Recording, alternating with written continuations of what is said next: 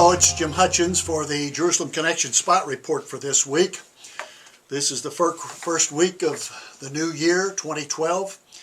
Lots of hopes, aspirations, no doubt some resolutions have been made. But at the same time, there's some pretty dire predictions that have been made for this year, especially as the year comes to a close. As you may know, the Mayan calendar with its galactic alignment is supposed to signal very significant events as far as the world is concerned.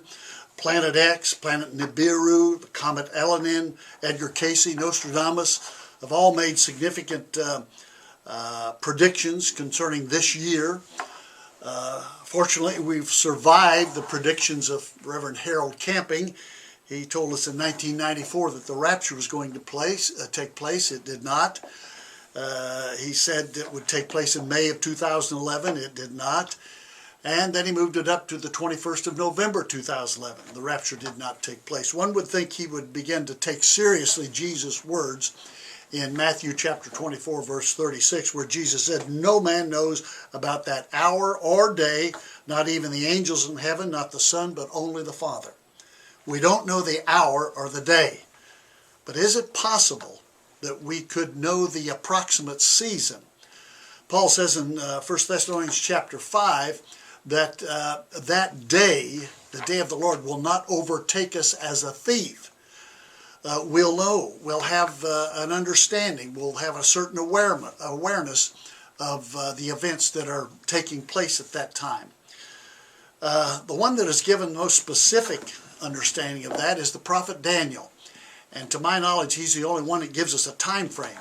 He speaks in Daniel chapter 9 of a week of 7 years, a period of 7 years that begins when the prince who is to come at that time, and we believe that to be the man of sin, the ultimate antichrist, anti-Messiah that will take place, and he will make a covenant, a brit, with the Jewish people, no doubt involving the rebuilding of the temple.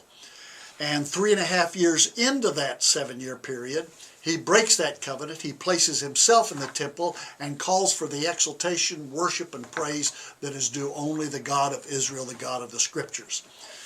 Now that's a significant understanding, and I believe that God's people will recognize that. This will not be done in a closet on the backside of the desert. This won't be a covert event. But the world will see it, and God's people will understand it, and they'll recognize that the day of the Lord is taking place. So that's the sign, I would say, that we need to look for, regardless of when you think the rapture may take place.